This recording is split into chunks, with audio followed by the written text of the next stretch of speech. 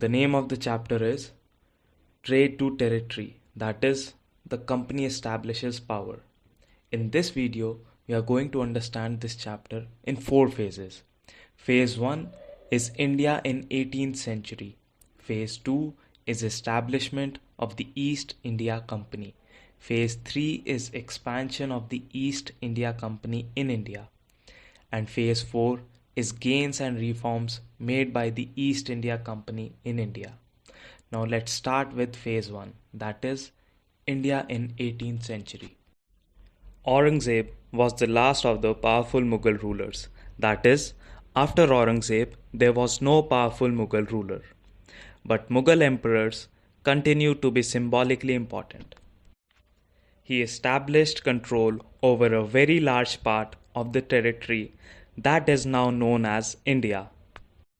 After his death in 1707, many Mughal governors or subedars and big zamindars began asserting their authority and establishing regional kingdoms. As powerful regional kingdoms emerged in various parts of India, Delhi could no longer function as an effective center. On the other hand, from the early 18th century, East India Company trade with India had expanded. The company had to buy most of the goods in India with gold and silver imported from Britain. This was because at this time, Britain had no goods to sell in India. The outflow of gold from Britain slowed after the Battle of Plassey and entirely stopped after the assumption of Dewani. Hence, by the second half of the 18th century, however, a new power was emerging on the political horizon, the British. Next is Phase 2, that is, establishment of the East India Company. In Phase 2, we are going to learn about the following. First, evolution of East India Company in England. Second, challenges to East India Company from other European powers. And third, establishment of East India Company's factory in Bengal and its rising greed. Evolution of East India Company in England. In 1600, the East India Company acquired a charter from the ruler of England, Queen Elizabeth I, granting it the sole right to trade with the East. This meant that no other trading group in England could compete with the East India Company.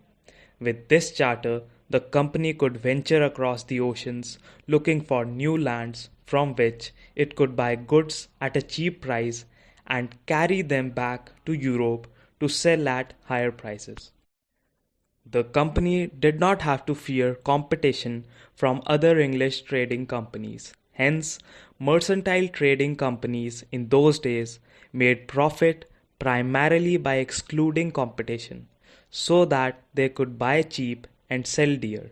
In other words, mercantile is a business enterprise that makes profit primarily through trade, buying goods cheap and selling them at higher prices. Challenges to East India Company from other European powers. The Royal Charter, however, could not prevent other European powers from entering the eastern markets.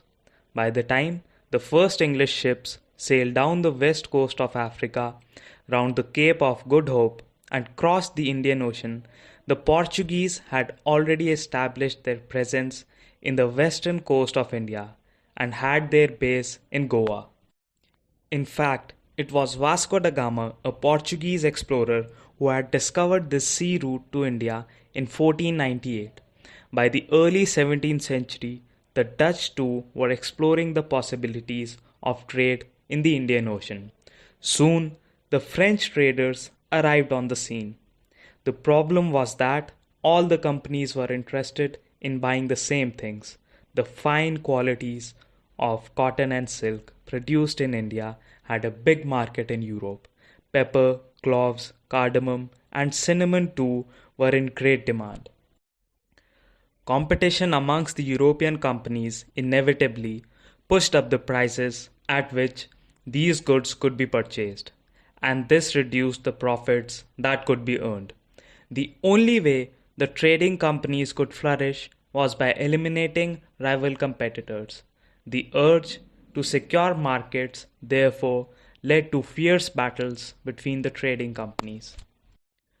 Through the 17th and 18th centuries, they regularly sank each other's ships, blockaded routes, and prevented rival ships from moving with supplies of goods. Trade was carried on with arms, and trading posts were protected through fortification. This effort to fortify settlements and carry on profitable trade also led to intense conflict with local rulers. The company therefore found it difficult to separate trade from politics.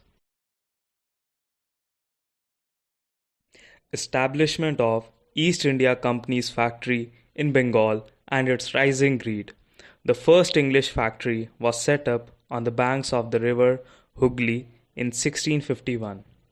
This was the base from which the company's traders, known at that time as factors, operated. The factory had a warehouse where goods for export were stored, and it had offices where company officials sat. As trade expanded, the company persuaded merchants and traders to come and settle near the factory. By 1696, it began building a fort around the settlement. 2 years later, it bribed Mughal officials into giving the company zamindari rights over 3 villages. One of these was Kalikata, which later grew into the city of Calcutta or Kolkata as it is known today. It also persuaded the Mughal Emperor Aurangzeb to issue a farman, a royal edict, a royal order, granting the company the right to trade duty-free. The company tried continuously to press for more concessions and manipulate existing privileges. Aurangzeb's farman, for instance, had granted only the company the right to trade duty-free, but officials of the company who were carrying on private trade on the side were expected to pay duty. This they refused to pay, causing an enormous loss of revenue for Bengal. Next is Phase 3, that is, expansion of the East India Company in India. In Phase 3, we will develop an understanding regarding the following. First, the beginning of battles by East India Company. Second, the Battle of Plassey. Third, after Battle of Plassey to Battle of Buxar. Fourth, Tipu Sultan, the Tiger of Mysore. Fifth, War with the Marathas. Sixth, the Doctrine of Lapse. Seventh, the claim to paramountcy. And eighth, analysis of company rule expansion. The beginning of battles by East India Company. Through the early 18th century, the conflict between the company and the Nawabs of Bengal intensified.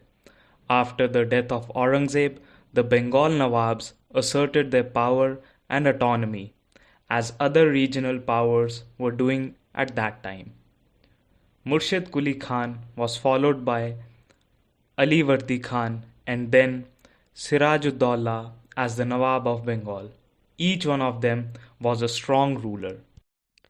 They refused to grant the company concessions, demanded large tributes for the company's right to trade, denied it any right to mint coins, and stopped it from extending its fortifications. Accusing the company of deceit, they claimed that the company was depriving the Bengal government of huge amounts of revenue and undermining the authority of the Nawab. It was refusing to pay taxes, writing disrespectful letters, and trying to humiliate the Nawab and his officials. The company, on its part, declared that the unjust demands of the local officials were ruining the trade of the company, and trade could only flourish if the duties were removed. It was also convinced that to expand trade, it had to enlarge its settlements, buy up villages, and rebuilt its forts.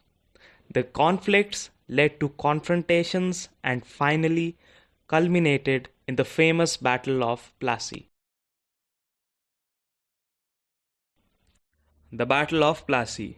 When Ali Khan died in 1756, Siraj-ud-Daulah became the Nawab of Bengal.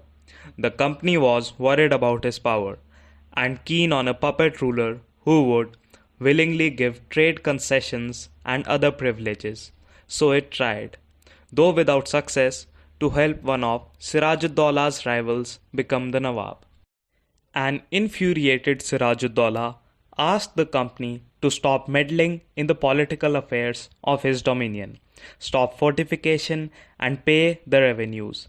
After negotiations failed, the Nawab marched with 30,000 soldiers to the English factory at Qasim Bazar, captured the company officials, locked the warehouse, disarmed all Englishmen, and blockaded English ships. Then he marched to Calcutta to establish control over the company's fort there.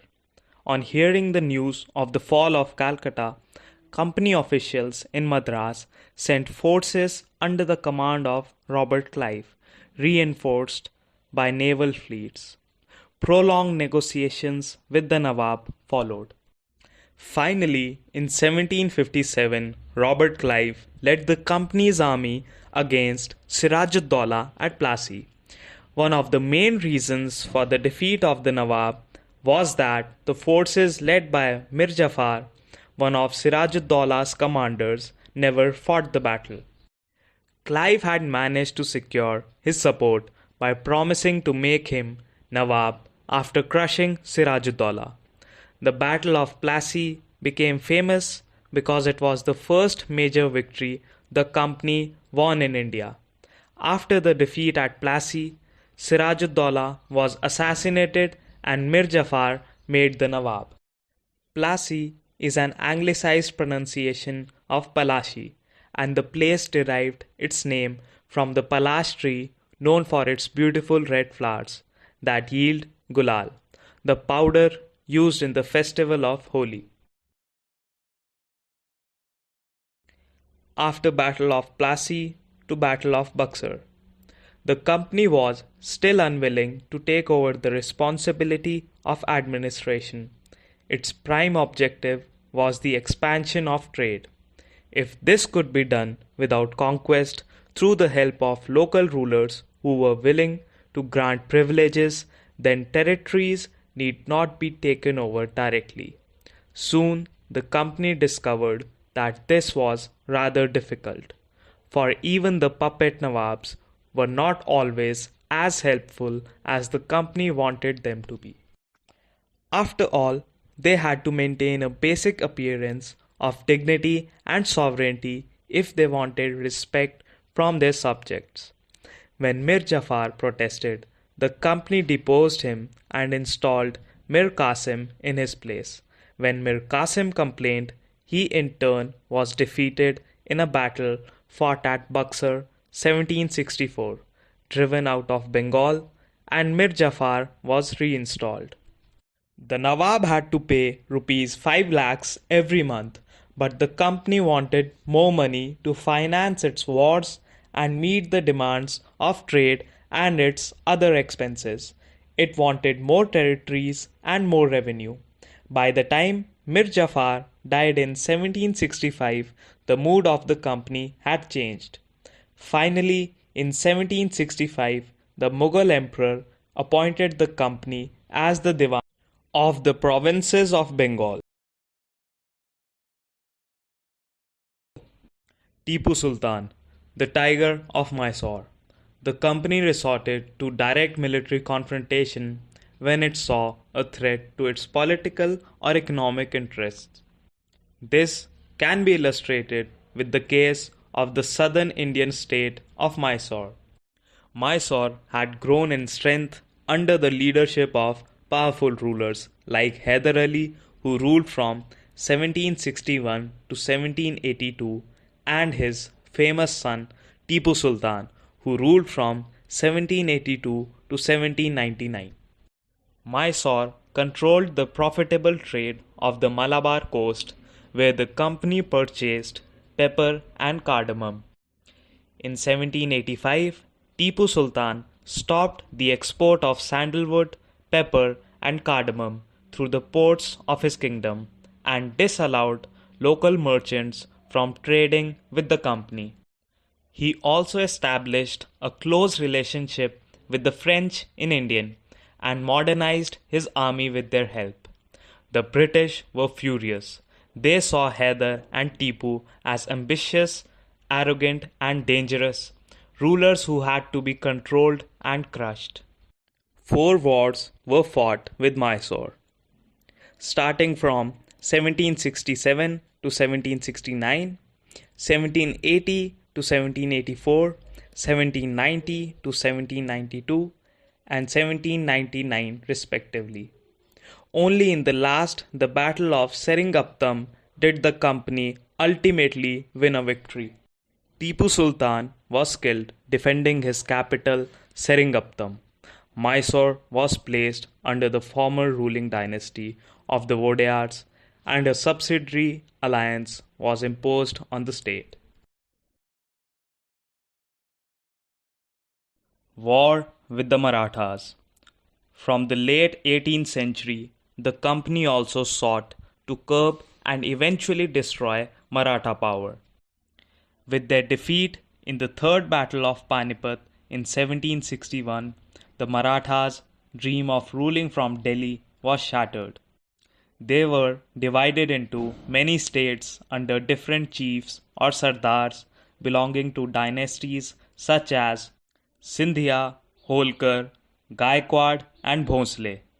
These chiefs were held together in a confederacy under a Peshwa or principal minister who became its effective military and administrative head based in Pune.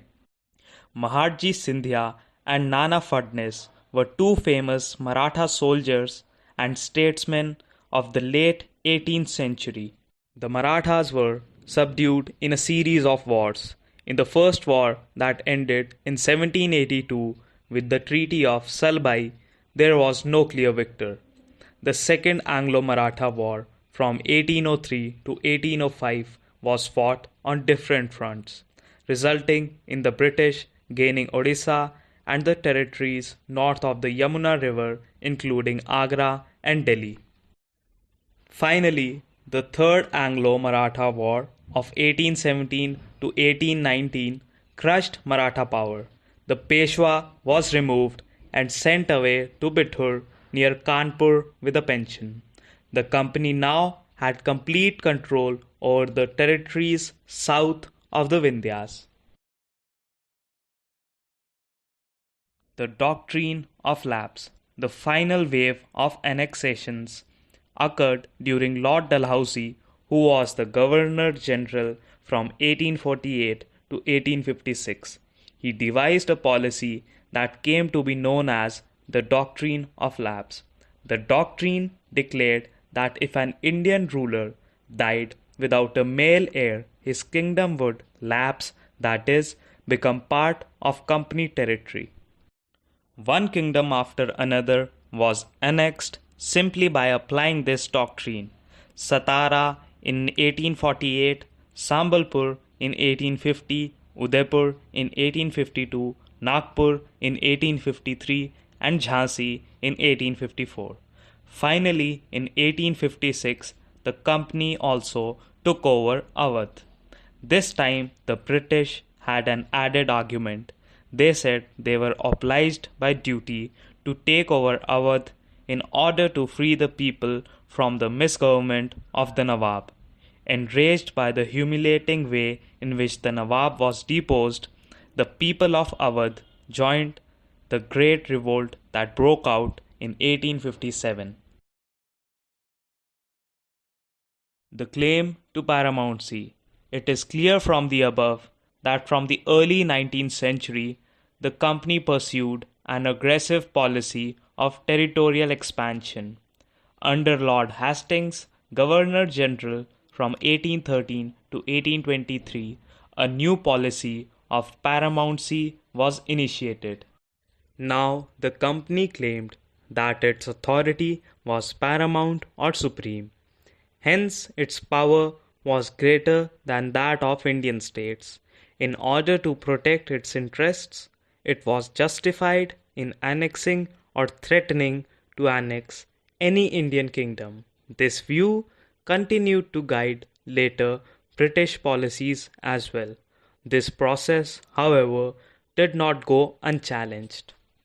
For example, when the British tried to annex the small state of Kittur in Karnataka today, Rani Chennamma took to arms and led an anti-British resistance movement. She was arrested in 1824 and died in prison in 1829. But Rayanna, a poor chowkidar of Sangoli in Kittur, carried on the resistance. With popular support, he destroyed many British camps and records. He was caught and hanged by the British in 1830. In the late 1830s, the East India Company became worried about Russia. It imagined that Russia might expand across Asia and enter India from the northwest. Driven by this fear, the British now wanted to secure their control over the northwest. They fought a prolonged war with Afghanistan between 1838 and 1842 and established indirect company rule there. Analysis of company rule expansion. If we analyze the process of annexation of Indian states by the East India Company from 1757 to 1857, certain key aspects emerge. The company rarely launched a direct military attack on an unknown territory. Instead, it used a variety of political, economic, and diplomatic methods to extend its influence before annexing an Indian kingdom.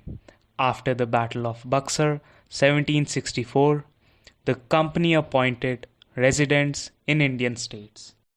They were political or commercial agents, and their job was to serve and further the interests of the company. Through the residents, the company officials began interfering in the internal affairs of Indian states. They tried to decide who was to be the successor to the throne and who was to be appointed in administrative posts. Sometimes the company forced the states into a subsidiary alliance. According to the terms of this alliance, Indian rulers were not allowed to have their independent armed forces. They were to be protected by the company but had to pay for the subsidiary forces that the company was supposed to maintain for the purpose of this protection. If the Indian rulers failed to make the payment, then part of their territory was taken away as penalty. For example, when Richard Wellesley was Governor General from 1798 to 1805, the Nawab of Awadh was forced to give over half of his territory to the company in 1801. As he failed to pay for the subsidiary forces, Hyderabad was also forced to cede territories on similar grounds. Next is Phase 4, which is gains and reforms made by the East India Company in India. In Phase 4, we are going to cover about the following. First, Dewani Rights to the company. Second, setting up a new administration under East India Company. Third, the company army. And conclusion. Dewani Rights to the company. The Dewani allowed the company to use the vast revenue resources of Bengal. This solved a major problem that the company had earlier faced. Now revenues from India could finance company expenses. These revenues could be used to purchase cotton and silk textiles in India, maintain company troops, and meet the cost of building the company fort and offices at Calcutta. setting up a new administration under East India Company. Warren Hastings, Governor General from 1773 to 1785, was one of the many important figures who played a significant role in the expansion of company power. By his time, the company had acquired power not only in Bengal but also in Bombay and Madras. British territories were broadly divided into administrative units called presidencies. There were three presidencies: Bengal, Madras, and Bombay. Each was ruled by a governor. The supreme head of the administration was the Governor General. Warren Hastings, the first Governor General, introduced several administrative reforms, notably in the sphere of justice. From 1772, a new system of justice was established. Each district was to have two courts, a criminal court or Faujdari Adalat and a civil court or Dewani Adalat. Maulvis and Hindu Pandits interpreted Indian laws for the European district collectors who presided over civil courts.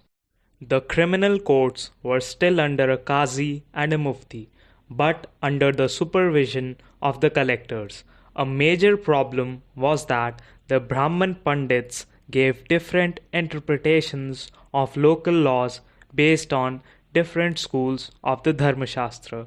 To bring about uniformity, in 1775, 11 Pandits were asked to compile a digest of Hindu laws. N.B. Halhed translated this digest into English. By 1778, a code of Muslim laws was also compiled for the benefit of European judges.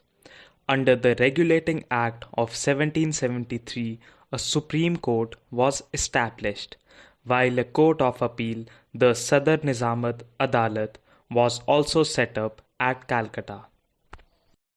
The principal figure in an Indian district was the collector.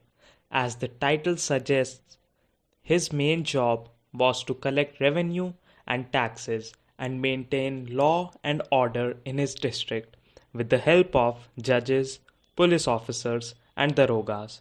His office, the collectorate, became the new center of power and patronage that steadily replaced previous holders of authority.